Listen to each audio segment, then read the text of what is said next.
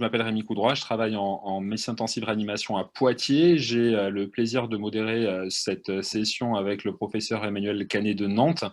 Et nous accueillons aujourd'hui le docteur Saber Barbare du service de réanimation médicale du CHU de Nîmes, qui connaît, va vous parler d'un sujet qu'il connaît très bien, qui est l'initiation de l'épuration extra-rénale dans l'insuffisance rénale aiguë. Voilà, je vous laisse la parole et je vous dis à tout à l'heure. Bonsoir à toutes et à tous. Merci, je ne vais rien rajouter et laisser la parole à Saber. Bonsoir à toutes et à tous. Merci au modérateur de m'avoir invité et de modérer cette session. Effectivement, c'est une thématique qui me passionne, qui m'intéresse depuis quelques années. Et c'est vraiment un plaisir pour moi d'être ici pour vous en parler. Je n'ai pas de conflit d'intérêt à déclarer. Donc, nous allons faire un petit chapeau d'introduction pour parler des principes des échanges en épuration extra-rénale parce que vous n'avez pas encore eu de cours pour les étudiants de première année concernant cette technique de souplesse corporelle. Et après, on rentrera dans les vifs du sujet, mais on va aller très vite sur la première partie. Donc, on va utiliser indifféremment termes, les acronymes épuration extra-rénale ou RFT, Renal Replacement Therapy, que vous verrez sur toutes les publications en anglais, qui regroupe deux techniques principales d'épuration, la dialyse et l'hémofiltration, avec la possibilité, vous l'avez sûrement déjà vu dans les services où vous travaillez, d'effectuer ces deux techniques en même temps avec l'hémodiafiltration. L'élément fondamental de toutes les techniques d'épuration extra-rénale est l'utilisation d'une membrane semi-perméable qui constitue les filtres des membranes de dialyse et qui bloque le passage des globules rouges, des protéines et des globules blancs et permet le passage de l'eau facilement, des molécules de petite taille et un peu moins facilement en fonction de la taille des pores qui sont à travers cette membrane. On appelle ça les coefficients de tamisage, les molécules des tailles plus importantes. Il y a trois principes physiques qui permettent le passage de substances à travers cette membrane semi-perméable et donc d'éliminer surtout les toxines qui sont présentes dans notre organisme. Les principes physiques de la diffusion, qui est à la base de la technique de la dialyse, les principes physiques de l'ultrafiltration, qui est à la base des techniques d'hémofiltration, où un synonyme c'est complètement convection. Et après, il y a les principes physiques de l'absorption. On n'en parlera pas parce que ça ne fait pas partie des... Enfin, c'est un peu trop synthétique pour en parler. Un concept important, c'est qu'il faut retenir que l'épuration n'est pas sélective. On parle d'élimination des toxines, mais en fait, on va de la même façon éliminer des molécules qui sont utiles et qui ne sont pas présentes dans les liquides de dialyse, comme des acides aminés et des vitamines. Dans l'hémodialyse, on va séparer avec cette membrane semi-perméable le sang et une solution qui s'appelle dialysa, qui contient des électrolytes avec une composition proche des sels plasmatiques, avec en général un peu moins de potassium et un peu plus de bicarbonate. Et donc, le passage du sang et du dialysa à contre-courant des deux côtés de cette membrane semi-perméable permettra l'élimination des substances en excès dans le sang et la récupération des substances qui sont déficitaires dans le sang, comme les bicarbonates. Dans l'hémofiltration, ce n'est pas le principe de la diffusion qui permet le passage à travers la membrane semi-perméable, mais c'est le fait d'appliquer une pression plus élevée d'un compartiment par rapport à l'autre. Donc, on va exercer une pression plus élevée dans les compartiments sanguins, et donc il y aura un passage d'eau à travers les pores de la membrane, et ce flux d'eau va entraîner avec lui les molécules qu'elle contient. À la fin donc, du passage dans les circuits, dans les filtres, le sang aura une quantité d'eau qui est nettement réduite en fonction des paramètres qu'on a réglés. Et donc, il faudra la compenser avec un liquide qu'on appelle solution de réinjection, qui est très similaire au dialysa, voire exactement la même composition, qu'on peut injecter en avant et donc diluer en amont de filtrer les sangs ou après le filtre, et on appellera ça donc dans la prédilution ou dans la post-dilution. J'imagine que vous avez déjà tous, dans les 2-3 mois qui ont précédé ce topo, mis en pratique des différentes techniques d'épuration dans les services où vous travaillez. Donc, je suis allé très vite. C'était juste pour être sûr que vous avez au moins entendu parler des mots que je vais utiliser pendant le topo et qu'il y a voilà, un niveau un peu homogène. Donc, on rentre dans les vif du sujet et on parle on commence par la question principale. Quand est-ce qu'on doit initier l'épuration extra-rénale chez un patient qui est en réanimation, qui présente une insuffisance rénale aiguë? Je vais commencer ça par un sondage. En fait, je me suis inspiré d'un article qui a été publié par Mathieu Desgrains il y a déjà 8 ans. Et donc, c'est important cette date parce que dans les 5 dernières années, il y a eu énormément de progrès dans les connaissances dans ce domaine. Et donc, je vous propose un sondage qui est inspiré de cette publication parce que je veux comparer un peu ce que vous pensez à ceux qui répondaient les réanimateurs avant les publications de ces dernières années. Voilà, je vois que les réponses commencent à arriver. On ne va pas vous donner les résultats tout de suite. J'aimerais que vous mettiez de côté, vous notiez sur un papier les résultats, les réponses que vous avez choisies. Et après, on en discutera à la fin du topo et on verra si après mon topo, vous répondrez exactement la même chose ou si les réponses seront différentes. J'espère bien de vous avoir un peu appris quelque chose, mais il y a des chances que vous ayez des idées qui vont être modifiées par ce que je vais vous raconter ce soir. Donc, il y a pas mal de propositions, donc n'hésitez pas à scroller, à les regarder en bas. Donc, selon vous, quels sont les facteurs principaux qui conditionnent l'initiation de l'épuration extra-rénale dans l'insuffisance rénale aiguë? Donc, il y a la créatinémie, il y a l'urée avec différents seuils, il y a l'acidose métabolique, l'hyperkaliémie, l'OAP de surcharge, l'oligurie, l'anurie, l'oligoanurie persistante. On va laisser encore quelques secondes pour voter avant de mettre fin au vote. Parfait. Je n'avais pas vu qu'ils avaient aussi la deuxième partie des questions qui apparaissait juste dans la foulée. C'est parfait. C'est juste en dessous. Bon, je vais mettre fin au vote. Est-ce que vous voulez que je partage les résultats ou non? Oh, ça peut être intéressant. Ouais. Mais Sans faire de commentaires. Voilà, on ne fera pas des commentaires. Comme ça, les gens ils se rendront un peu compte de ce qui a été répondu par les différents participants au cours. Et après, on en reparlera à la fin.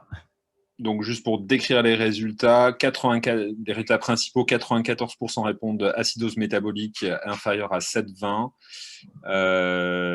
72 et 75% l'hyperkaliémie et l'OAP de surcharge, et un peu plus de la moitié l'anurie pendant 24 heures et l'oligoanurie pendant 72 heures. Voilà, on la reviendra. Voilà. Je peux fermer la fenêtre et avancer? Exactement. Voilà, ça c'est le résultat que vous avez trouvé par cette enquête. Les questions étaient un peu plus simples. J'en ai volontairement mis un peu plus pour vous laisser un panel des réponses un peu plus large. Mais vous voyez qu'en 2013, 3/4 des répondeurs, c'était des réanimateurs principalement français, considéraient un seuil de créatinémie ou une oligurie d'une durée uniquement de 6 heures un critère suffisant pour initier l'épuration. Voilà. On reviendra un peu sur les résultats de vos réponses. Vous voyez qu'il y a déjà une différence. On va faire un peu le même exercice. On va aller plus vite là-dessus. Autre sondage. Cet auteur avait présenté 2 cas cliniques différents, mais avec les mêmes paramètres. Une hypercalémie modérée à 5,5, une urée à 21, une créatinémie à 400 micromol par litre et une oligurie avec une diurèse à 600 ml par 24 heures. C'était une enquête nord-américaine et on avait donc la possibilité. Par contre, je n'ai pas encore présenté le cas clinique, c'est la diapo suivante en fait. Je peux fermer les cas cliniques et vous les relancer après? Oui, bien sûr, pardon. Voilà. Donc, dans les premiers cas, il s'agit d'une femme relativement jeune, vous voyez, 55 ans, qui a peu d'antécédents, qui présente une fièvre et une asthénie et qui rentre en réanimation pour un choc septique. Et qui a un tableau qui est compatible avec celui d'une pneumopathie communautaire. Et au bilan biologique, on retrouve les valeurs que je vous ai montrées, qui sont donc qui nous mettent en évidence cette insuffisance rénale aiguë. Les cas cliniques numéro B est une situation très différente. C'est un patient qui a à peu près le même âge, qui a une cardiopathie ischémique et on est à J4 suite à une chirurgie pour un pontage aortocoronarien. Le patient présente des détresses respiratoires et on a une clinique qui est plutôt en faveur d'un OAP. Et là, vous avez une biologie, j'ai un peu trafiqué les cas cliniques pour que ce soit très, très proche, mais l'idée, c'est que vraiment, les mêmes valeurs biologiques d'insuffisance rénale, vous pouvez les trouver dans des situations qui sont très différentes. Et ces paramètres-là ne sont pas les seuls qui vont vous faire prendre la décision de dialyser ou pas un patient. Donc là, on peut relancer les sondages pour voir qu'est-ce que vous répondrez au cas clinique numéro 1, je vous les repropose, et au cas clinique, cas clinique B. Voilà. Est-ce que, compte tenu de l'histoire clinique, vous initierez une épuration immédiatement? Est-ce que vous l'initierez dans les 24 heures? Donc, première proposition, enfin, il y a trois questions dans ce cas clinique. C'est est-ce que vous débuteriez l'épuration extra-rénale immédiatement, avec très probablement, assez improbablement ou très peu probablement. Deuxième proposition, c'est est-ce que vous débuteriez une épuration extra-rénale dans les 24 heures, avec à nouveau 4 possibilités. Et la troisième question, si vous descendez avec votre souris, c'est à quelle valeur seuil durée initierez-vous une épuration extra-rénale dans les 24 heures si tous les autres paramètres restent inchangés, avec trois valeurs durée et sinon la possibilité de ne pas utiliser l'urée comme critère pour initier la dialyse. Vous laissez encore quelques secondes pour voter.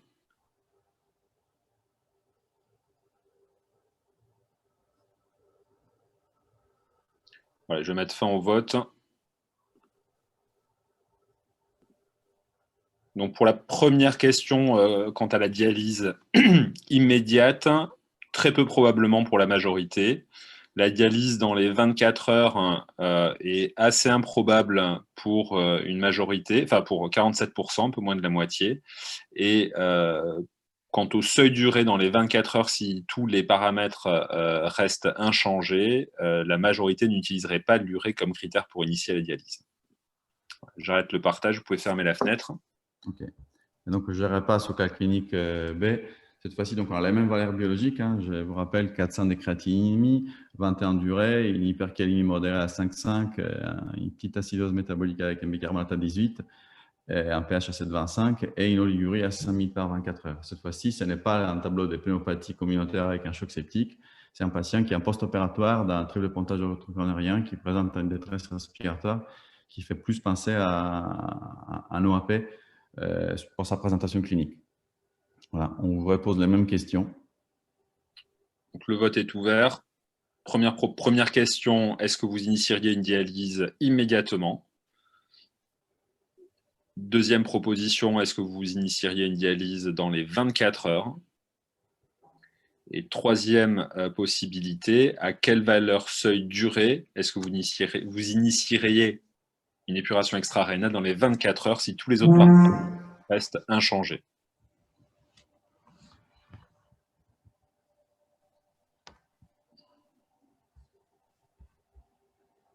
Vous laissez encore quelques secondes pour voter.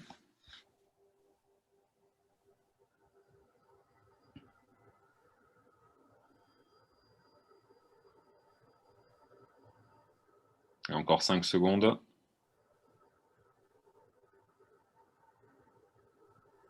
Voilà, je vais clore le vote.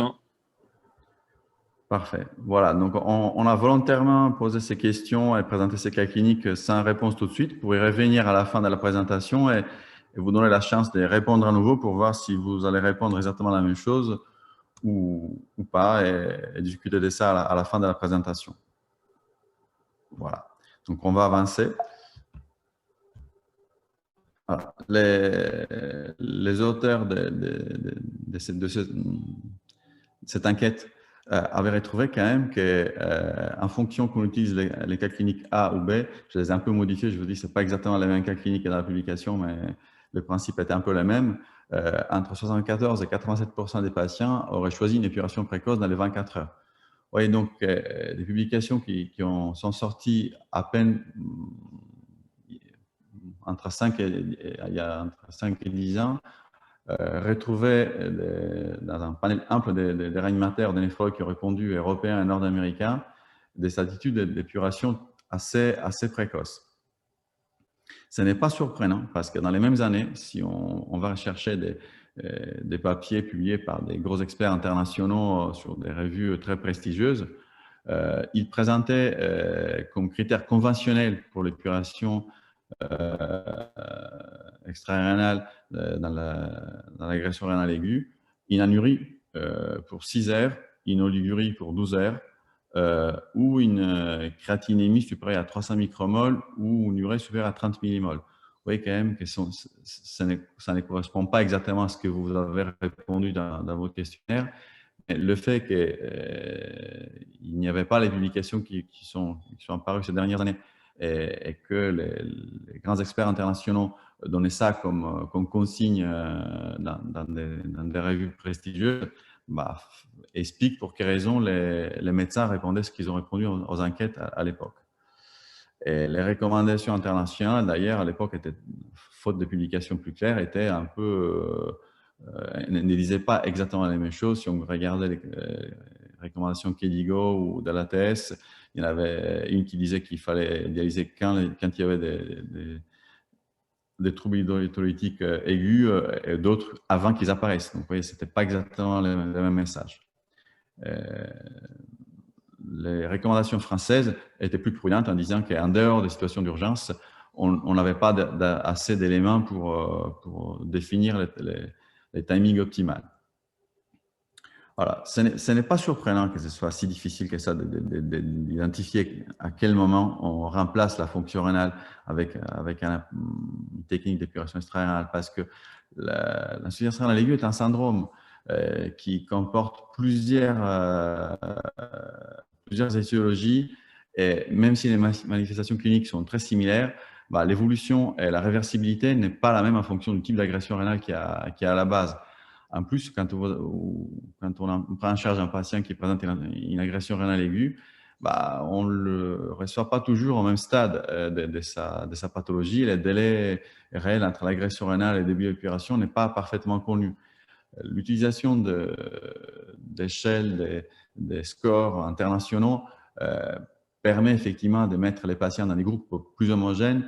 Vous connaissez certainement la classification KDIGO qui est la plus récente, mais elle ne peut pas prendre en compte la complexité de toutes les étiologies différentes et de l'évolution différente dans le temps en fonction de l'étiologie de l'insuffisance rénale. Et bon, elle a au moins le mérite de mettre les patients dans des groupes homogènes, ce qui permet de faire des études. Voilà. Un des messages que j'aimerais vous reteniez de mon topo, c'est que l'initiation précoce de l'épuration extra-rénale ne correspond pas forcément à quelque chose de très performant, et une stratégie d'attente ne correspond pas à un comportement paresseux et n'est pas forcément le contraire de la performance qu'on pourrait s'imaginer quand on commence très tôt. Quand on est réanimateur, surtout quand on est jeune, on a très envie de se lancer tout de suite dans les techniques de souplesse vitale, mais voilà, l'évolution de la science de la recherche nous montre que parfois la précocité, ça peut signifier plutôt précipitation que performance. Alors, j'ai volontairement divisé, mais c'est un peu scolaire. Dans la vraie vie, c'est un peu plus compliqué que ça, parce que les deux situations coexistent. Mais j'ai divisé les deux situations, celle où il faut initier une épuration en urgence et celle où le délai est à discuter. En sachant voilà, que dans la vraie vie, les deux situations peuvent coexister. Les situations où on doit initier une épuration extra-rénale en urgence sont l'acidose métabolique, l'hypercalémie et l'opioïde de surcharge. Celles où le délai d'initiation est à discuter sont l'altération de la diurèse, que ce soit une oligurie ou une anurie, l'élévation de la créatinémie et de l'urée, et l'apparition des complications de l'urémie. Alors, un concept très important, c'est que acidose métabolique, hypercalémie et opioïde de surcharge, vous les retrouverez dans quasiment toutes les recommandations et dans tous les papiers, dans tous les articles sur cette thématique. Le problème est que les définitions, les seuils choisis et les concepts, lorsqu'il est présenté des réfractaires au traitement médical, sont bien loin d'être consensuels. C'est un peu ça le problème de ces critères en urgence. Donc, on va les voir un par un et on va voir pour quelles raisons il faut être attentif et ne pas se fixer sur un chiffre brut. L'acidose métabolique sévère, on considère comme sévère lorsque le pH on parle d'acidose métabolique pure hors hypercapnie, est inférieur à 7,20 ou à 7,15 en fonction des différentes recommandations. Ce critère d'épuration extra-rénale en urgence a été remis en question en cas d'acidose métabolique pure par une récente publication de l'équipe de Samir Jaber à Montpellier qui a évalué l'impact de l'administration des bicarbonates en cas d'acidose métabolique. Alors, ils n'ont pas retrouvé un bénéfice sur la cohorte globale, mais lorsqu'on se concentre sur le sous-groupe des patients qui présentent une insuffisance rénale aiguë sévère, le score Akin, c'est une des trois classifications utilisées. C'est un peu plus ancienne que les DIGO, mais disons que les stades sont très similaires. Ils ont retrouvé chez les patients qui avaient une insuffisance rénale aiguë sévère, au stade 2 et 3, une réduction de la mortalité dans les groupes bicarbonate. Alors, vous me direz, c'est une analyse en sous-groupe, on ne peut pas tirer des conclusions sur la base de cette étude. Vous avez raison. D'ailleurs, Samir Jaber et son équipe sont en train de faire la suite de cette étude, Bicaris 2, où ils se concentrent sur cette population. En attendant, il y a des RFE sur l'acidose métabolique qui sont sortis là, maintenant il y a 2 ans, qui conseille, sur un avis d'expert, de considérer les pH inférieurs à 7,15 comme une indication d'épuration s'il est persistant malgré le traitement de la cause, l'optimisation hémodynamique et l'administration des bicarbonates avec un objectif à 7,30. Voilà, ça, ce n'est pas une certitude, c'est confirmé par cette nouvelle étude ou d'autres nouvelles études à apparaître. Mais je voulais juste vous montrer comme le seuil de 7,15 ou 7,20 des pH de l'acidose métabolique, il faut les considérer comme un critère d'épuration extra-rénale en urgence, mais voilà, avec ses limites. L'hypercalémie menaçante. Ouais, en fonction des études, là, pareil, vous trouverez des seuils de calémie qui sont différents. Parfois, il y a 5,5, parfois, il y a 6, parfois, il y a 6,5, associés à des troubles à l'ECG. On ne va pas prendre le temps de refaire la physiopathologie des troubles à l'ECG en fonction des différents seuils de calémie. Ce qui est important de retenir, c'est que ce qui modifie la conduction dans la membrane, ce n'est pas la valeur des calémies en elle-même, mais c'est la différence entre la calémie intracellulaire et la calémie extracellulaire. Et donc, si cette variation est très rapide, une calémie relativement basse, légèrement supérieure à 6, peut déjà donner des troubles du rythme, alors que si cette instauration est très très lente, l'impact sur la membrane cellulaire et sur le risque des troubles du rythme cardiaque est moindre. Donc, on aura moins de troubles. J'aime bien cet algorithme qui a été publié il y a quelques années parce que je trouve qu'il simplifie bien les choses. Si on prend en compte seulement les situations avec une hypercalémie très sévère, supérieure à 6,5, avec des modifications à l'ECG, bien sûr, il y a immédiatement la nécessité d'administrer du calcium ou du chlorure avec un effet de stabilisation de la membrane. Puis, dans la demi-heure qui suit, on doit associer des bêta-2 agonistes inhalés et insuline glucose. Et en cas d'hypovolémie associée d'acétose métabolique, du bicarbonate IV pour obtenir un shift intracellulaire du potassium. Par la suite, on pourra utiliser des médicaments qui vont augmenter l'élimination du potassium, les chélateurs comme les oxalates, et si le patient n'est pas hypovolémique, éventuellement des diurétiques d'énance. Et seulement en cas d'insuffisance rénale aiguë associée à une hypercalémie persistante, on peut considérer la dialyse. Tout ça pour vous dire que, voilà, comme pour l'acétose métabolique avec un pH inférieur à 7,2, l'hypercalémie avec un pH supérieur à 6,5, c'est une indication, certes, d'épuration extra-rénale en urgence, mais pareil, il y a de nombreuses situations où on peut essayer un traitement médical pour temporiser, ne serait-ce que pour stabiliser le patient, avoir le temps de lui poser un cathé de dialyse, et parfois, on arrive à la corriger sans avoir besoin de la curation. Voilà, je vous ai déjà dit ça, donc je ne vais pas y revenir. Troisième critère d'épuration extra-rénale en urgence, qui est reconnu par tout le monde, et vous l'avez déjà tous choisi dans les sondages, c'est l'OAP de surcharge.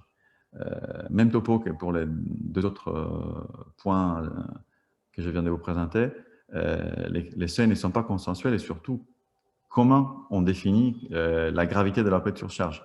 Est-ce que le patient a besoin de ventiler à cause de ça? Est-ce que c'est un OAP de surcharge chez un patient qui est déjà ventilé? Est-ce qu'on se base sur le rapport P sur F?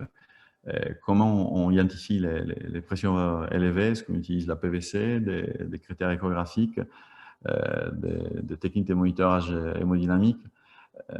Il n'y a pas de publications qui définissent de la même façon l'OAP de surcharge, ce qui limite un peu l'interprétation de ces critères. Ce qui est certain, c'est que quand un patient a reçu plusieurs litres avant l'insuffisance rénale aiguë et qui est anurique depuis plusieurs jours, on a souvent des arguments cliniques, mais voilà, c'est pour vous dire que dans la pratique clinique, faire un diagnostic de OAP de surcharge et décider de dialyser un patient sur la base de ces critères, ce n'est pas si évident que ça. Ça peut ne pas être si évident que ça.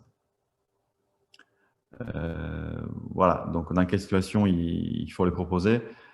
C'est sûr que si un patient présente une détresse respiratoire avec la clinique et l'histoire de la maladie qui est compatible avec un OAP et qui a besoin d'une ventilation mécanique avec un chèque de la VNI, oui, on peut se dire que c'est surtout si il y a une insuffisance rénale aiguë et une anurie, hein, c'est dans des situations qu'on parle. Avec une hypoxie documentée, avec une anurie qui est persistante. Alors, le concept de persistance, là, pareil, la durée est un peu difficile à définir, mais on reviendra tout à l'heure sur combien de temps on peut attendre avec une confirmation par la clinique de la surcharge. Voilà. Il y a des auteurs qui ont proposé un test avec la furosémide. Je ne suis pas un grand adepte personnellement, mais ce n'est pas proposé comme test thérapeutique, mais plutôt comme test diagnostique pour prédire si l'évolution de l'insuffisance rénale aiguë sert vers une anurie persistante avec besoin d'épuration ou pas. Voilà. Dans certaines situations, c'est vrai que ça peut être utile. Dans le type de patients que je prends en charge habituellement, l'hypovolémie est plus souvent un élément très, très fréquent. Et donc, utiliser un test avec la furosémide, ce n'est pas vraiment quelque chose que je fais couramment. Mais dans certaines situations, on peut garder à l'esprit cette possibilité. Voilà, donc là, on a vu jusqu'à présent les 3 situations où l'indication d'épuration extra-rénale en urgence est recommandée un peu par tout le monde, elle est consensuelle. Il y a des situations où il y a deux stratégies opposées. Enfin, il y a, peut-être je devrais dire il y avait maintenant, mais on verra à la fin du topo ça. Donc, une stratégie où on essaie de prévenir l'apparition des critères d'urgence, et avec les risques par contre d'épurer les patients qui auraient pu récupérer spontanément. Et l'autre stratégie, c'est de différer les débuts de l'épuration et attendre que les critères d'urgence qu'on vient de citer persistent, avec donc, la possibilité pour les patients de récupérer sans besoin d'une technique de souplesse extracorporelle, mais avec un risque vital potentiel pour certains patients.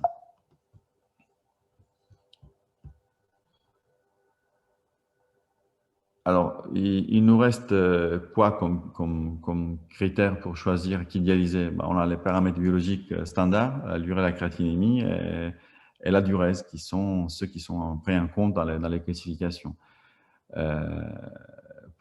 Si on commence par l'urée, pour quelle raison on se concentre sur ce paramètre? Parce qu'on sait que lorsque le taux d'urée monte au-dessus d'un certain seuil, il est associé à des complications.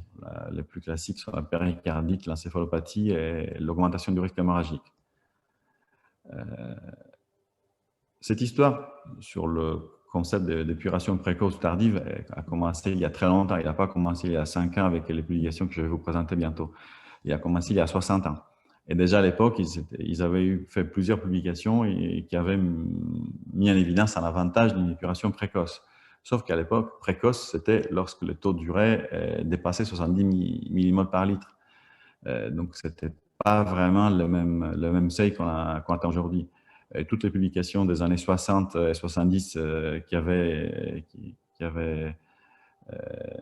trouvé des résultats similaires avec comme seuil précoce des taux d'urée entre 40 et 50 et seuil tardif des taux d'urée entre 60 et 70. Donc, on n'est pas du tout dans les mêmes valeurs d'urée qu'on peut voir aujourd'hui chez nos patients de réanimation. Donc, ce qui est sûr, c'est que ça ne doit pas être le seul paramètre sur lequel on se base pour décider si on dialyse ou pas un patient. Le seuil de 30 millimoles par litre que je vous ai présenté dans la diapositive sur les anciens seuils conventionnels a été un peu remis en discussion par les publications plus récentes. On peut arriver jusqu'à 40 millimoles par litre sans risque de surmortalité. Par contre, là, je ne peux pas vous présenter les données, mais il y a une étude qui est terminée, qui a une presse. Donc, vous en verrez les résultats dans les prochaines semaines ou dans les prochains mois, qui montre qu'il n'y a pas d'avantage à atteindre au-delà des 40 millimoles par litre et qu'il y a un risque potentiel des complications et de surmortalité si on dépasse ce seuil. Donc, voilà. Le message fondamental, c'est qu'il ne faut pas utiliser uniquement les paramètres urée pour décider qui on dialyse ou pas, parce qu'il peut être conditionné par énormément de facteurs, une hémorragie digestive, les apports protidiques. Mais dans un faisceau d'arguments, il faut en tenir compte. Et quand on a un patient qui a d'autres critères et qui a un taux d'urée qui dépasse 40, bah, je pense que ça fait un argument supplémentaire pour décider d'initier une épuration. Les deux autres paramètres qui nous restent sont la créatinémie et la diurèse, en sachant que je les ai laissés en dernier, mais sont ceux qui sont utilisés les plus couramment dans les études. Pour quelle raison? Parce que, comme je vous ai montré tout à l'heure, on a eu besoin d'utiliser des classifications pour créer des groupes homogènes de patients pour faire des études. Et toutes les classifications principales utilisent ces deux paramètres, la créatinémie et la diurèse, pour identifier les patients qu'il faut dialyser.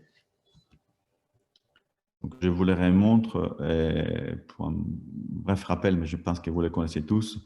On va faire juste la KDIGO qui est la plus récente. L'agression rénale au premier stade est présente lorsqu'on a une augmentation de la créatinémie de 1,5 à 2 fois la valeur basale ou une augmentation de 26 micromoles. Vous voyez, c'est quand même relativement limité comme augmentation pour définir une agression rénale au premier stade.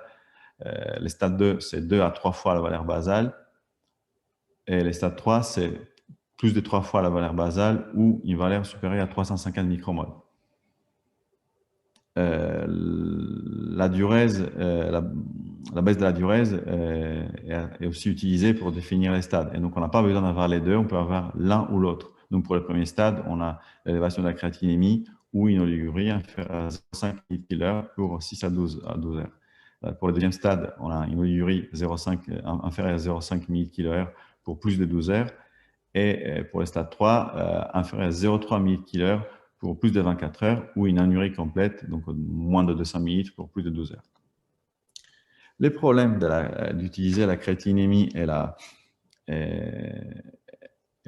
diurèse pour identifier les patients, c'est que les variations de la créatinémie et de la diurèse surviennent très tardivement par rapport à l'agression rénale. Et donc, on risque voilà, d'intervenir trop tard. Et en tout cas, la vitesse à laquelle les patients arrivent à ces stades n'est pas la même pour tous. Et donc, on n'est pas en train de prendre en charge des patients qui ont une agression récente et on connaît difficilement les délais exacts entre le début de l'agression et le moment où on les prend en charge. Voilà, on va prendre en revue rapidement ces études récentes qui ont permis de définir un peu mieux à quel moment il faut initier l'épuration chez les patients en insuffisance rénale aiguë. On va commencer par l'étude Akiki, publiée par Stéphane Gaudry et Didier Rufus sur New England il y a 5 ans maintenant. Dans leur papier, ils comparent une stratégie précoce qui est d'initier l'épuration au moment où les patients arrivent au stade Cadigo 3 et une stratégie tardive qui est d'attendre l'apparition des critères d'urgence ou une urée supérieure à 40 ou une oligunurie persistante pour 72 heures. Bien sûr, les patients qui présentaient des critères d'urgence à la randomisation étaient exclus. Et donc, ils ont inclus un peu plus de 600 patients. Et le résultat, c'est qu'entre ces deux stratégies, il n'y avait aucune différence de mortalité. Mais résultat surprenant qu'on ne s'attendait pas à l'époque, presque la moitié des patients ne sont jamais dialysés dans les bras tardifs. C'est-à-dire que c'est dans la moitié des 600 patients qui avaient un stade Cadigo 3 a récupéré spontanément ou en tout cas est décédé avant d'avoir besoin de l'épuration. Deuxième étude que je conduis avec Jean-Pierre Queneau et qu'on a publiée sur New England il y a 3 ans maintenant, l'étude IALE-SCU. Nous, on avait choisi une population d'insuffisance rénale aiguë plus homogène. On avait pris uniquement des patients en choc septique. On avait utilisé une autre classification, la classification Reifel, mais ça correspond quasi exactement au stade 3 de la classification Cadigo. Et on n'avait pas voulu différer des plus de 48 heures. On ne trouvait pas ça éthique d'attendre si longtemps que ça. Et donc, c'était dans les bras différés. Il y avait des patients qui présentaient l'insuffisance rénale aiguë depuis plus de 48 heures et qui n'avaient pas récupéré. S'il y avait une apparition des critères d'urgence, bien sûr, on dialysait les patients avant la 48e heure. On avait inclus 488 patients. Résultat identique. Aucune différence de mortalité entre une stratégie précoce et une stratégie différée. Et comme pour l'étude Akiki, on a retrouvé qu'une grande partie des patients du bras différé ne recevaient jamais d'épuration extra-rénale. Nous avons retrouvé les chiffres de 38%. Et quand on a regardé dans les détails pour quelles raisons ils n'avaient pas récupéré ces 38% des patients, 3/4 d'entre eux n'ont jamais été dialysés parce qu'ils ont récupéré, ils ont guéri. Et seulement un quart n'a jamais été dialysé parce qu'il est mort avant. Après, on parle des patients en choc septique avec une défaillance rénale, la mortalité est de 55%. Donc, ce n'est pas étonnant qu'il y ait un taux de mortalité aussi élevé, même dans les bras des patients qui ne sont pas épurés. Et pour clore un peu le débat, l'année dernière, en fin d'année, les Canadiens, une équipe internationale coordonnée par Sean Bagshaw et Ron Wald, ont publié l'étude START-AKI. Cette fois-ci, pareil comme pour Akiki, une population d'insuffisance rénale aiguë tout venant, pas que des patients septiques, mais avec une analyse sous-groupe prévue pour les patients septiques. et où la stratégie précoce était appelée accélérée. Donc, c'était dans les 12 heures qui suivaient l'apparition d'un stade Cadigo 2 ou plus si les patients étaient admis à réanimation quand ils avaient déjà un stade plus avancé. Et les bras standards, qui sert les bras différés pour les autres études, étaient lorsqu'il apparaissait une hypercalémie supérieure à 6, un pH inférieur à 7,20, un OAP de surcharge, ou si l'insuffisance rénale aiguë avec l'oliguanurie persistait pour plus de 72 heures, avec la valeur biologique des créatinémies aussi qui restait supérieure à 50% de la valeur basale à 3 jours. Encore une fois, pas de différence de mortalité entre les deux stratégies précoces et tardives. Donc là, on est à presque 4000 patients, non plus, pardon, à plus de 4000 patients qui ont été inclus dans 3 études multicentriques randomisées internationales qui ont choisi des critères certes un peu différents pour la stratégie précoce et tardive, mais je me sens de dire que voilà, on a quand même assez d'arguments pour dire que c'est précipité sur l'épuration à l'absence des critères d'urgence n'est pas une bonne idée parce qu'on risque d'épurer des patients en plus. La seule étude qui va à l'encontre de ces résultats, c'est une étude qui est sortie dans les JAMA quelques jours après l'étude Akiki. C'était une étude monocentrique allemande où il comparait pour les stades précoces les Cadigo 2 et les stades tardifs Cadigo 3. Ils avaient rajouté l'NGAL comme biomarqueur pour identifier mieux les patients. Et ils avaient comme autre critère d'inclusion la présence d'asepsie sur dolampé de surcharge. Et ils avaient retrouvé une réduction de la mortalité importante avec une stratégie précoce. C'est la seule étude qui va à l'encontre des études que je viens de vous présenter. Mais cette étude a été disséquée et étudiée pour essayer de comprendre les différences dans les détails à plusieurs reprises. Et au-delà des critères statistiques, la raison principale est qu'ils avaient 3/4 des patients qui, à l'inclusion, étaient présentés à un appel de surcharge. Donc, forcément, qui pour les autres études, que ce soit Akiki, IDALCI ou StartAki, est un critère d'exclusion. Donc, évidemment que si on a un patient qui présente des critères d'urgence et qu'on attend, cette attente peut ne pas se révéler une très bonne idée. En réalité, une autre raison qui est très importante est qu'ils avaient des patients très différents par rapport à ces 2 études que je viens de vous citer. C'était des patients en post-chirurgie cardiaque. Dans cette situation, l'insuffisance rénale aiguë a une étiologie très différente. C'est presque un modèle expérimental, tellement les délais entre l'agression rénale et l'apparition de l'insuffisance rénale est stéréotypé. C'est des patients qui reçoivent des volumes très importants pendant la chirurgie. Vous voyez, dans les tests d'Airbox, c'était plus de 6 litres. Et donc, lorsqu'on a des patients qui sont AMP, qui ont reçu plus de 6 litres pendant la chirurgie et qui ont une insuffisance rénale aiguë, retarder l'épuration, ça peut se révéler fatal. Et cette idée n'est pas récente. Déjà, dans le passé, déjà il y a une quinzaine d'années, il y avait eu des papiers qui montraient que chez des patients qui avaient une insuffisance rénale aiguë post-chirurgie avec un bypass avec CSC, il y avait un bénéfice à épurer plus précocement ces malades.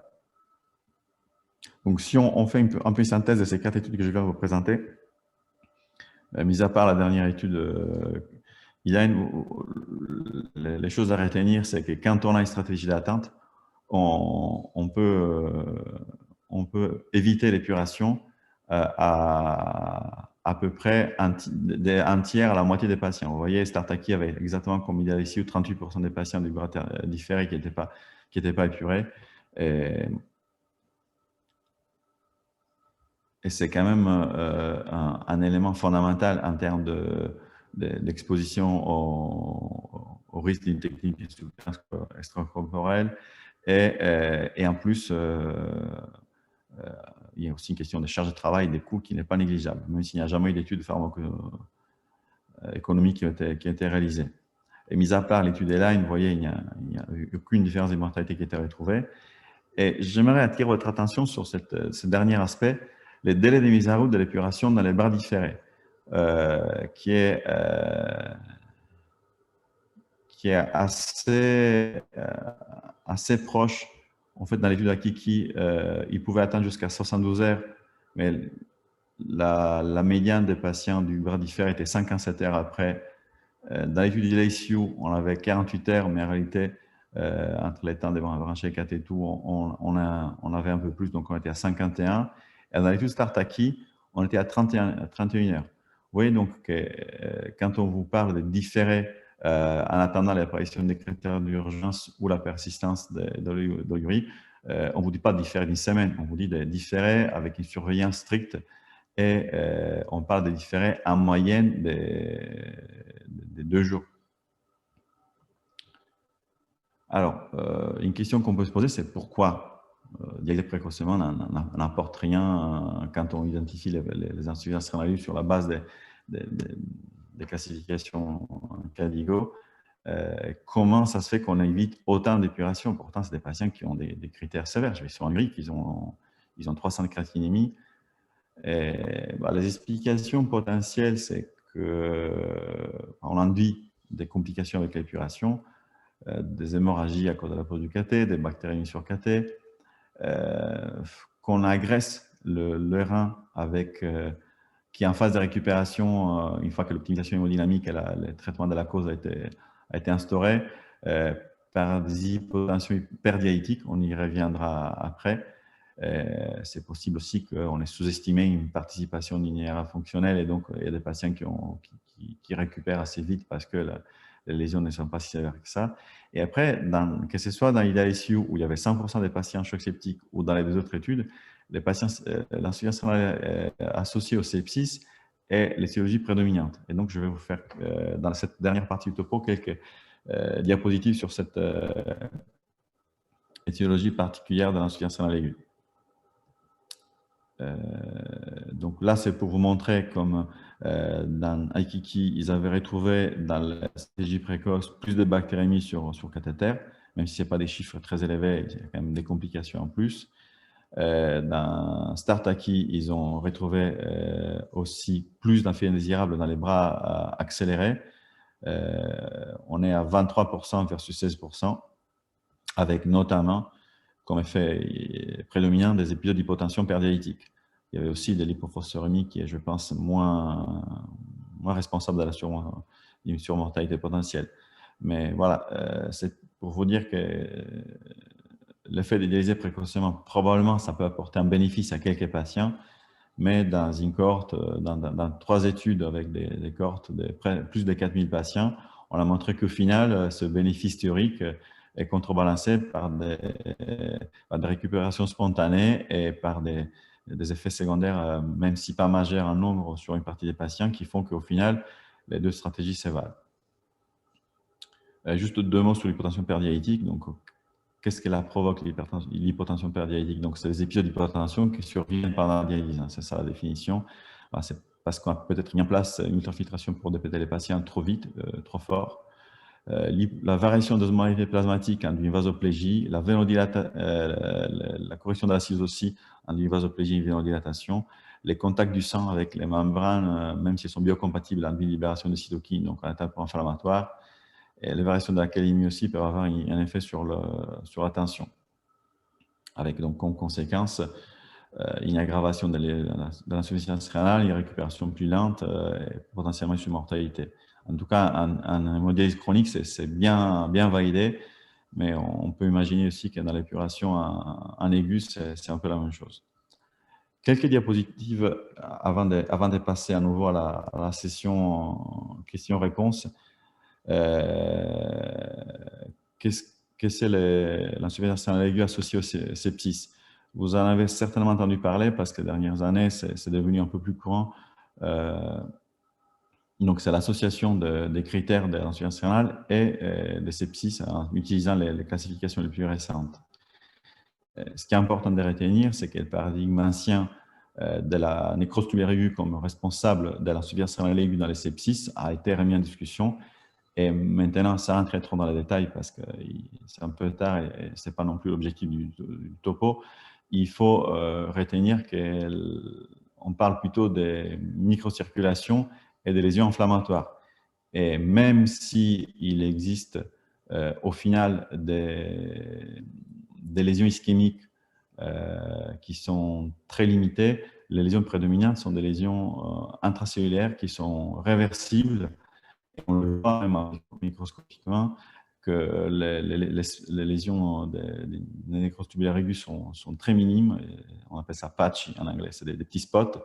Et les lésions prédominantes, c'est des cellules tubulaires qui sont vacuolisées parce que leur mitochondrie ne fonctionne pas, mais ce n'est pas des cellules qui sont mortes, c'est des cellules qui sont en repos et qui peuvent récupérer dans un délai relativement court leur fonction normale. C'est peut-être pour ça que une partie des patients, entre 40 et 50%, vous avez vu en fonction des études, peut récupérer si on temporise 2-3 jours, alors qu'au départ, ils étaient oligoanuriques ou avec des valeurs de créatinémie très élevées. Et je ne suis pas en train de vous dire que la nécrose tubulaire aiguë n'existe pas. Là, je vous ai parlé de la cause prédominante d'insuffisance rénale dans ces études, qui étaient les sepsis, mais on a toujours les nécroses tubulaires aiguës dans d'autres études d'insuffisance rénale, comme la rhabdomyolyse avec une précipitation intratubulaire, des lésions d'ischémie réperfusion, des précipitations de médicaments néphrotoxiques, CIVD, voilà. Donc, c'est juste dernière diapo, parce que j'aime bien quand même souligner ce petit point. Dans Idealisio, on avait quand même une surmortalité dans les sous-groupes de patients qui ont présenté les critères d'urgence avant la 48e heure. Et dans Kiki aussi, ils ont fait une analyse post-hoc qui montrait une surmortalité dans un groupe de patients les plus graves qui avaient un score IGS-2, enfin c'était IGS-3 plus élevé, qui n'était pas significatif donc je ne peux pas l'affirmer avec certitude. Et donc, avec ces résultats, avant, l'équipe de Bagshaw a fait une analyse en sous-groupe en fonction des scores de gravité, et ils n'ont pas retrouvé de différence non plus. Mais chez eux, ils avaient un critère d'exclusion qui était très important, c'est-à-dire que si les médecins investigateurs pensaient que le patient avait vraiment besoin de dialyser en urgence, même s'il avait des critères d'inclusion, il était exclu. C'était un critère d'exclusion. Donc, ils ont introduit de la subjectivité avec donc un biais dans la sélection des patients qui me permet de dire que voilà, il faut attendre chez la plupart des patients. On peut éviter de 40 à 50% des dialyses inutiles. Mais voilà, pour les patients les plus graves, il faut faire attention et il faut les surveiller de près. Et il ne faut pas attendre trop longtemps. Vous avez vu les délais moyens entre 31 et 50 heures. Rarement, on avait dépassé les 72 jours. Donc, c'est peut-être cette étude qui était faite avant les études randomisées contrôlées, qui montrait un peu ce qu'ils faisaient dans la vraie vie, décrivait déjà la stratégie optimale, d'attendre 2-3 jours pour dialyser les patients. Il y a une situation particulière, et après on repasse aux questions, c'est les syndromes de l'élite tumorale. Je n'en ai pas parlé jusqu'à présent parce que ça ne rentre pas exactement dans la même situation, mais dans les recommandations d'experts françaises, on en parle dans ce chapitre. Et c'est une situation un peu particulière où non seulement une épuration précoce peut être utile, mais même probablement une épuration prophylactique. Alors, je ne peux pas vous donner des seuils là. C'est plutôt la cinétique, l'évolution de la kaliémie, la masse tumorale initiale, et le type de chimiothérapie. Donc, du coup, un peu l'expérience qui vont vous faire décider d'initier l'épuration ou en tout cas de garder vraiment le patient sous surveillance très stricte pour l'initier très précocement, si pas de façon prophylactique. C'est un peu une situation qui est différente par rapport aux situations qu'on vient de décrire là. Voilà, donc je vous propose les questions qu'on a fait au départ et je serais curieux de voir si, suite au topo, il y a une petite différence dans les résultats de vos réponses. Donc voilà, je vous remets la première question qui était selon vous les facteurs principaux pour initier l'épuration extra-rénale pour l'insuffisance rénale aiguë. Donc il y a deux parties, comme je vous expliquais tout à l'heure. Donc n'hésitez pas à faire descendre votre souris pour pouvoir voir toutes les propositions. Donc il y a des seuils de créatinémie, des seuils d'urée, l'acidose métabolique, l'hyperkaliémie, l'OAP de surcharge, des seuils d'oligurie, d'anurie ou d'oligo-anurie persistante. Vous laissez encore quelques secondes pour voter.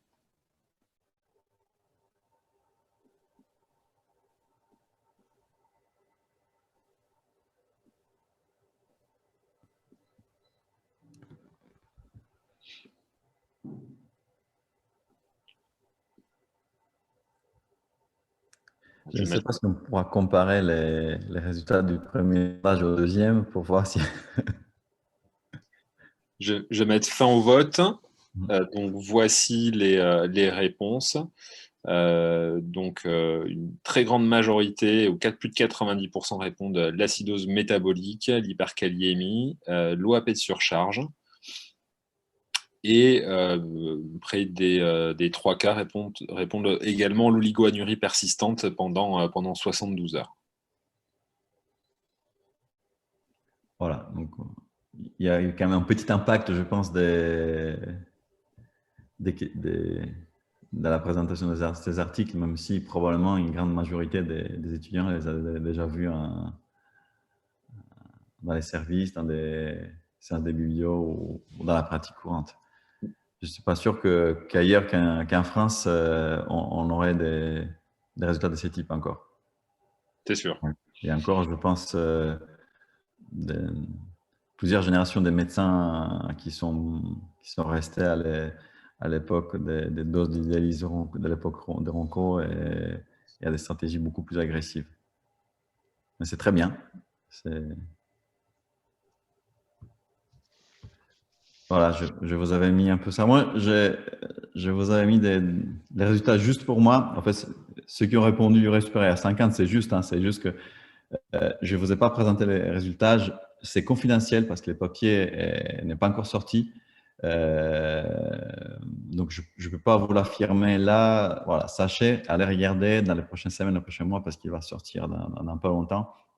Étude Akikid 2, qui compare donc deux seuils pour différer la dialyse au-delà de 40 millimoles par litre ou au-delà de 50. Et il n'y a pas de bénéfice à atteindre jusqu'à 50, et il y a même un peu de risque supplémentaire. Donc, vu qu'elle est encore, elle n'est pas encore sortie, je ne peux pas vous mettre les diapositives, je ne peux pas vous… Un scoop. Voilà, c'est un scoop, mais c'est confidentiel, ne le dites pas autour de vous. Et voilà. Et après, pour ce qui est de l'oligurie persistante, c'est sûr que dans deux des papiers, ils avaient choisi l'essai des 72 heures.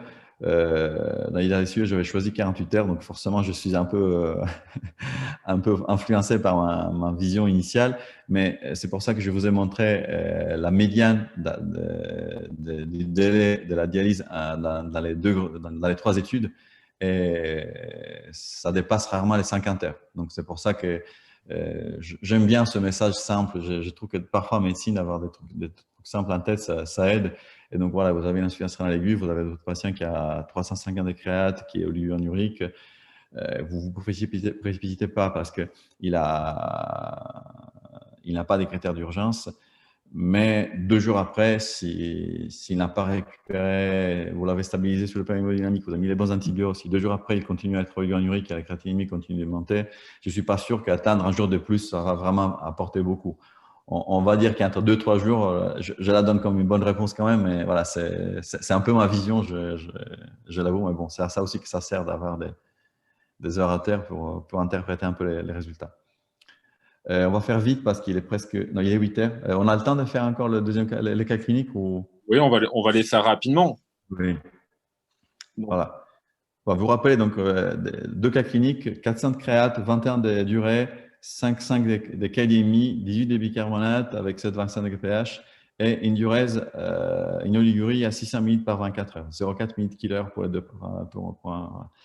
Et donc, on avait les cas cliniques A, c'était une femme, un choc septique sur une pneumopathie communautaire. Avec donc les 3 questions, est-ce que vous initiez la dialyse immédiatement? Deuxième question, est-ce que vous l'initiez dans les 24 heures? Ou alors, à partir de quel seuil durée une épuration extra-rénale dans les 24 heures serait initiée si tous les autres paramètres étaient inchangés?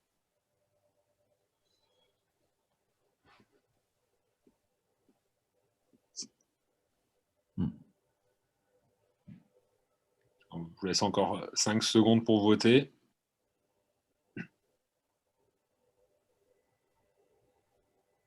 Le vote est clôturé.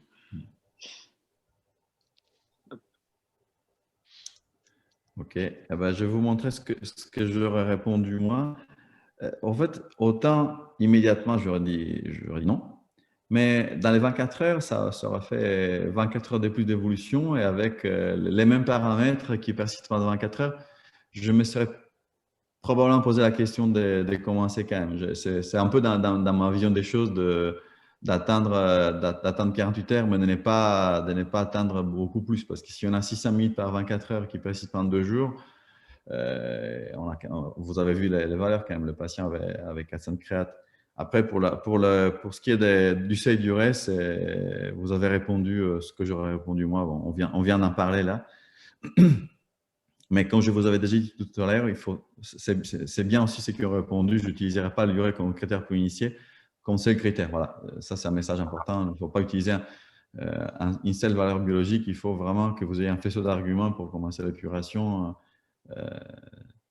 On n'a pas parlé d'une autre chose, mais c'est hors sujet, les intoxications. Pour les intoxications, c'est différent.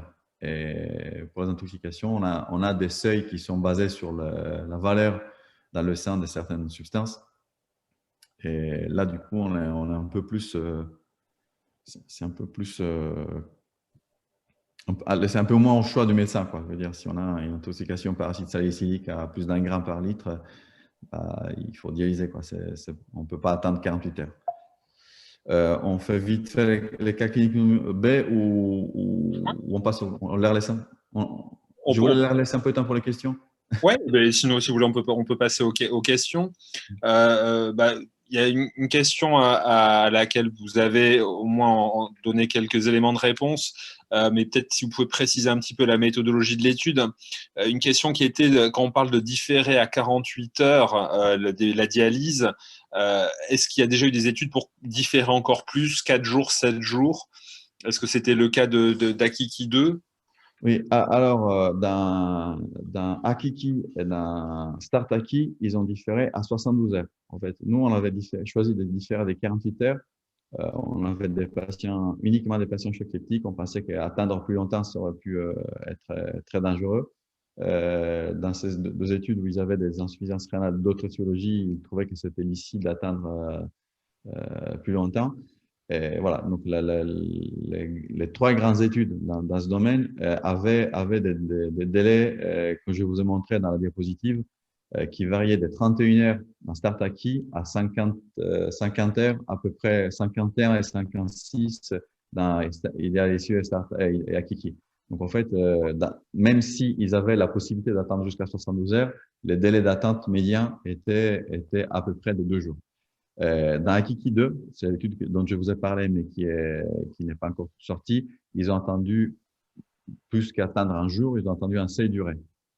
Et voilà, comme je vous disais, ils n'ont pas montré un bénéfice à attendre ultérieurement. Mais voilà, je vous laisserai la lire et la commenter dans vos services et au plaisir d'en reparler une autre fois dans les prochaines peut-être avec les… Merci. Quand l'urée est très élevée, est-ce que vous avez des conseils à donner pour initier la dialyse et éviter les variations d'osmolarité importantes? Ou est-ce que non, finalement, ce n'est pas si important que ça? Si, c'est quelque chose qu'on fait couramment en hémodialyse intermittente. Et en fait, ça dépend de ce que vous avez comme technique d'épuration dans vos services. La plupart des services en France sont équipés d'épuration intermittente et d'épuration continue. En général, chez les patients stables, on préfère, même si ça reste un des sujets un peu à débat, si c'est vraiment identique l'épuration continue ou l'épuration intermittente pour ces patients. Mais pour les patients en phase aiguë qui sont sous forte dose de noradrénaline, qui sont encore instables, on préfère en général la continue. Si vous faites de l'épuration continue, surtout si vous faites de la dialyse en continu, comme avec une anticoagulation au citrate, qui est ce qui est fait le plus couramment avec des débits qui sont relativement faibles, même si vous branchez au réglage standard, vous n'allez pas faire baisser l'urée très vite. Et donc, il y a peu de risques pour le patient. Par contre, si vous avez à disposition uniquement de l'hémodialyse intermittente, il ne faut pas faire des séances longues, il faut faire des séances courtes Pour courte, je veux dire pas plus d'une heure, pour éviter effectivement de faire baisser trop rapidement l'osmolarité plasmatique et de provoquer les complications qui se vont au niveau cérébral, des modifications rapides de l'osmolarité, qui peuvent être juste des céphalèmes et qui peuvent aller à une hypertension intracrânienne, des lésions cérébrales, des vomissements, ça peut être beaucoup plus sévère. Quand j'ai commis technique à disposition et hémodialyse intermittente, j'ai un patient qui a des taux de durée très élevés, je ne fais pas des séances longues. Je fais des séances courtes avec des débits les plus faibles possibles. D'accord, merci. Emmanuel, je ne sais pas si vous avez des questions. Ouais, j'aurais une petite question, moi, qui est comment réconcilier le critère d'acidose pour la mise en épuration extra-rénale, enfin le critère de cut-off de pH, et ce que suggèrent les résultats de l'étude Bicara ICU, c'est-à-dire que finalement, probablement que c'est pas une erreur et que ça semble pas dangereux si c'est le critère acidose qui déclenche la mise en épuration extra-rénale, et ben d'essayer dans un premier temps peut-être une ligne de traitement médical avec du bicarbonate, puisqu'il semble que dans un certain nombre de cas, ça va permettre de surseoir à l'épuration extra-rénale. Alors dans la pratique clinique, on sait que vous l'avez bien expliqué, c'est une analyse de sous-groupe, faut se méfier, il y a un travail en cours, on va voir. Mais aujourd'hui, dans votre pratique clinique, finalement, comment vous appréhendez ce critère? Est-ce que vous utilisez du bicar ou pas? Oui, je le faisais déjà avant, je suis un grand convaincu de ça. De toute façon, mis à part chez des patients qui sont en surcharge évidente et pour lesquels je risquerais de les entuber à cause de ce remplissage excessif avec les bicarb, je l'utilise dans la prise en charge de l'hypercalémie qui est souvent associée. Il faut juste pas s'entêter à utiliser les bicarbonates pour maintenir un pH stable pendant plusieurs heures. On peut se donner quelques heures de recul, 3-6 heures, on fait les traitements médicaux de l'hypercalémie, on essaie de corriger les taux de bicarbonate. En général, dans les 3-6 heures, on aura quand même stabilisé le patient sur le plan hémodynamique, on aura mis les catécholamines, parce qu'il s'agit souvent des patients choqués dans ces situations-là. Et si le pH reste stable et qu'il y a une durée, bah, je temporise un peu. Si je vois qu'une fois qu'on a passé les bicarbonates, le pH redescend à nouveau, je n'attends pas. Je ne peux pas donner un seuil exact parce que, comme il s'agit d'une étude, d'une analyse en sous-groupe, c'est dangereux de donner un message fort, surtout à des jeunes. Je pense qu'il y a peu de risques à faire au moins une tentative avec 250 ml de bicarbonate K2 pendant les 2-3 premières heures, faire un bilan de contrôle et voir comment le patient évolue. Voilà. Je pense qu'on peut peut-être, grâce à ça, éviter quelques dialyses ou les reporter, s'il n'est pas les éviter, les différer de quelques heures et initier l'épuration chez un patient qui est stabilisé sur le plan hémodynamique est moins dangereux que de l'initier chez un patient qui a des fortes doses de catécholamine et qui est très instable, si on y arrive quand même.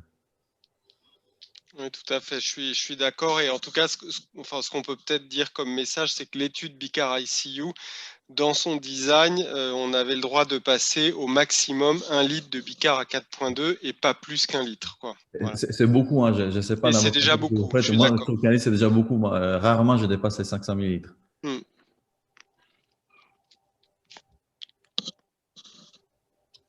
Est-ce qu'il y a des questions des étudiants? N'hésitez pas, vous avez une boîte de chat.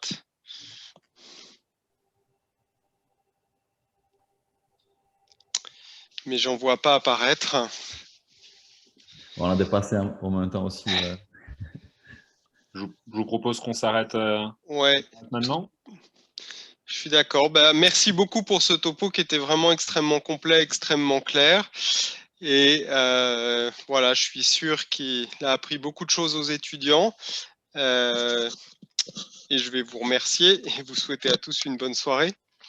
Merci beaucoup. Merci à vous. Bonne soirée. Bonne soirée à toutes et à tous.